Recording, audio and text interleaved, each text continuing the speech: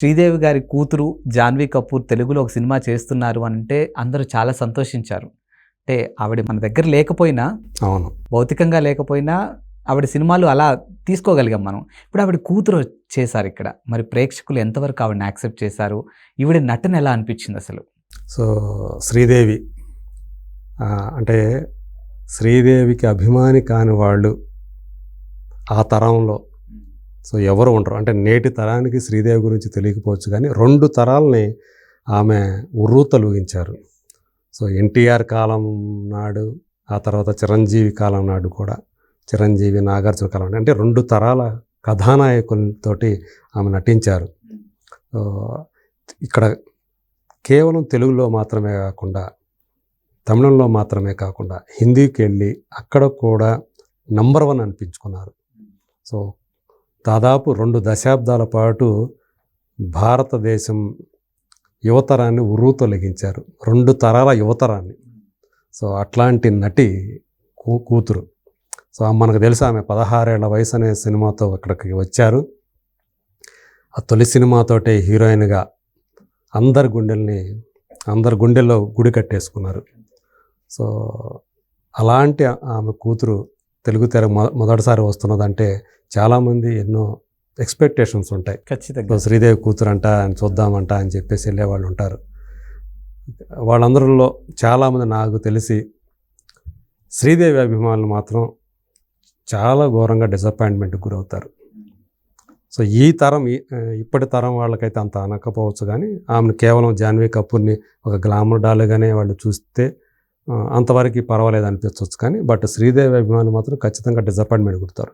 ఇక్కడ సిమిలారిటీస్ ఏంటంటే, అందులో ఒక స్నానఘట్టం ఉంటుంది. 16 ఏళ్ల వయసులో స్నానం చేస్తూ ఒక పాట కూడా ఉంటుంది. అవును, అలాంటి ఇక్కడ హీరోయిన్ జాన్వీ కపూర్ని ఒక స్నానఘట్టంతో మనకు పరిచయం చేశాడు దర్శకుడు.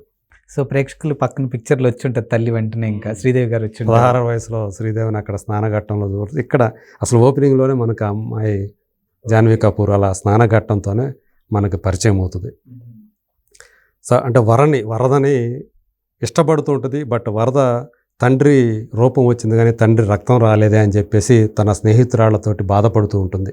ఒకవైపు అతని మీద ప్రేమ ఉంటుంది, కానీ తనకు మగాడు కావాలా, చాలా ధైర్యవంతుడైనటువంటి, ఎవరినైనా సరే ఎదిరించగలిగినటువంటి ఒక ధీరుడైనటువంటి వాడు కావాలి అనేది తను చెప్తూ ఉంటుంది ఎప్పుడు కూడా. కానీ వరదలో అలాంటిది కనిపించట్లేదని బాధపడుతుంది.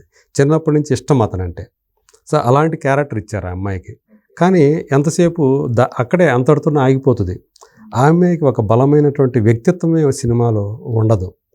సో అదొక మైనస్ పాయింట్గా, అంటే ఆ అమ్మాయికి సంబంధించి అలాంటి పాత్రతోటి తెలుగు ఇండస్ట్రీకి పరిచయమైనందుకు మాత్రం నేనైతే కొంచెం డిసప్పాయింట్మెంట్కి గురయ్యా.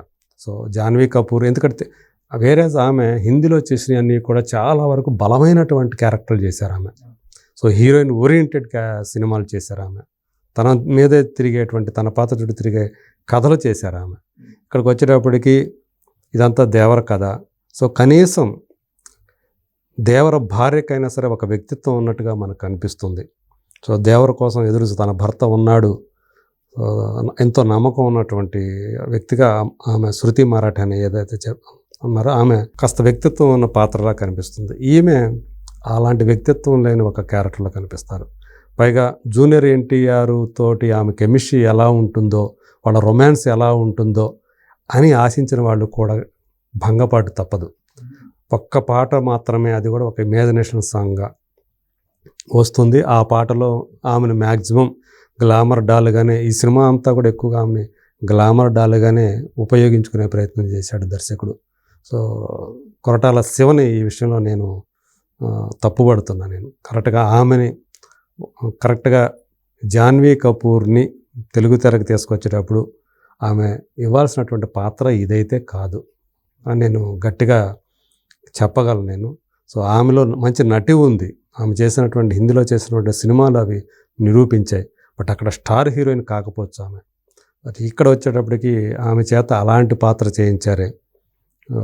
ఆమె లుక్స్ కూడా, ఆమె చుట్టూ ఉండే స్నేహితులందరూ కూడా నీట్గా డ్రెస్అప్ అయి ఉంటే ఈమె ప్రొవోకింగ్గా కనిపిస్తూ ఉంటారు. ఆమె డ్రెస్ అంతా కూడా, డ్రెస్సింగ్ అంతా కూడా ఎక్స్పోజింగ్. ఎందుకు అట్లా ఆమెను అట్లా చూపించడం అర్థం. మిగతా మళ్ళీ పక్కన ఉన్న హరితేజ, హిమజ. హరితేజ కానివ్వండి, హిమజ కానివ్వండి, ఇంకో చిన్న సినిమాల్లో హీరోయిన్ చేశారు ఆ అమ్మాయి కానివ్వండి, వాళ్ళందరూ కూడా చక్కగా మంచి డ్రెస్అప్లో ఉంటారు. ఈ అమ్మాయి ఏమో ఎక్స్పోజింగ్తో కనిపిస్తూ ఉంటుంది. సో అట్లా కేవలం ఒక గ్లామర్ కోషియంట్ కోసం మాత్రమే ఆమెను తీసుకొచ్చి పెట్టినట్లుగా ఉంటుంది. సో జాన్వీ కపూర్ మరి ఎందుకు ఆ క్యారెక్టర్ ఒప్పుకుందో నాకైతే తెలియదు. అంటే జూనియర్ ఎన్టీఆర్ కాబట్టి, ఒకప్పుడు జూనియర్ ఎన్టీఆర్ తాత ఎన్టీఆర్ గారితో, సీనియర్ ఎన్టీఆర్ గారితో తన తల్లి చేసిన హీరోయిన్గా చాలా సినిమాలు చేశారు. అంటే చాలా సినిమాలు కాదు, కొన్ని సినిమాలు చేశారు. సో వాళ్ళిద్దరు మంచి జంట అని. వేటగాడితోటి వాళ్ళ జంట ప్రారంభమైంది. తర్వాత 3 ఏళ్ళే కేవలం వాళ్ళిద్దరూ కలిసి 3 సంవత్సరాల్లోనే కొన్ని సినిమాలు చేశారు. సో తర్వాత ఈయన రాజకీయాల్లోకి వచ్చేసారు సీనియర్ ఎన్టీఆర్ గారు. దాంతో ఆమె ఎన్టీఆర్తో మళ్ళీ కలిసి నటించే అవకాశం ఆమెకి రాలేదు, వేరే హీరోలతో చేసుకుంటూ వచ్చారు. సో అయినప్పటికీ కూడా ఎన్టీఆర్ వాళ్ళిద్దరి కాంబినేషన్, శ్రీదేవి కాంబినేషను ఒక సూపర్బ్ కాంబినేషన్గా పేరుసుకుండే. ఆల్మోస్ట్ అన్ని సినిమాలు హిట్లే. సో చివరగా చేసినటువంటి బొబ్బిలి పులి ఏదైతే ఉందో వాళ్ళిద్దరే కలిసి చేసినటువంటి చివరి సినిమా అది. సో అప్పటిదాకా కూడా అన్నీ కూడా మంచి హిట్లే వాళ్ళ నుంచి వచ్చాయి. బట్ ఇక్కడికి వచ్చేటప్పటికి అలాంటి ఒక వాళ్ళని ఊహించుకొని సీనియర్ ఎన్టీఆర్ శ్రీదేవి లాగా ఆ జూనియర్ ఎన్టీఆర్ని, జాన్వీ కపూర్ని ఊహించుకొని వచ్చిన వాళ్ళకి మాత్రం అసంతృప్తి తప్పదు. ఆమె కేవలం మరి డబ్బు కోసమే ఈ సినిమా ఒప్పుకుందంటే కూడా మనసు ఒప్పదు మనకి. కేవలం నేను అనుకోవటం ఏంటంటే ఒక గ్రాట్యుటీ తోటి ఏమైనా చేసిందేమో. వైపు junior NTR and first time Telugu movie. అంటే ఇదివరకే ఆమెకి తెలుగు సినిమాల ఆఫర్లు వచ్చాయి ఆమెకి, కానీ చేయలేదు ఆమె. సో బిజీగా ఉండటం కావచ్చు, కానీ తను ఫలానా వాళ్ళతోనే రావాలని అనుకున్నారేమో తెలియదు.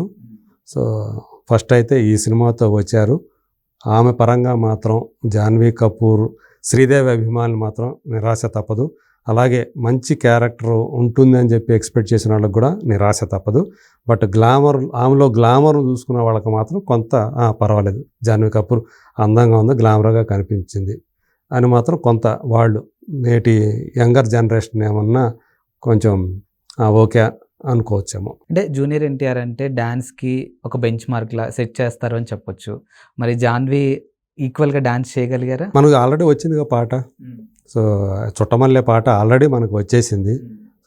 లిరికల్ సాంగ్ వచ్చినా కొన్ని మనకు చూపించారు కదా. మీరు చూసారు కాబట్టి అడుగుతున్నాను. డాన్సర్, మంచి డాన్సర్ తను కూడా. సో ఆ పాట వరకే ఆ కెమిస్ట్రీ బాగుంది అనుకోవటం మనకి, దాంతో సంతృప్తి చెందటమే. సో అదర్వైజ్ మిగతా సినిమా అంతా కూడా ఎక్కడ కూడా వాళ్ళ మధ్య రొమాన్స్ లేకపోవడంతో కెమిస్ట్రీ కూడా లేకుండా పోయింది. ఎక్కువ సన్నివేశాలు కూడా ఇద్దరి మధ్య లేవు. సో అట్లా డిసప్పాయింట్మెంట్కి ఆమె గురి చేసింది. ఆమెను ఆ పాత్రలో చూపించి కొరటాల శివ కూడా మనం నిరాశపరిచాడు.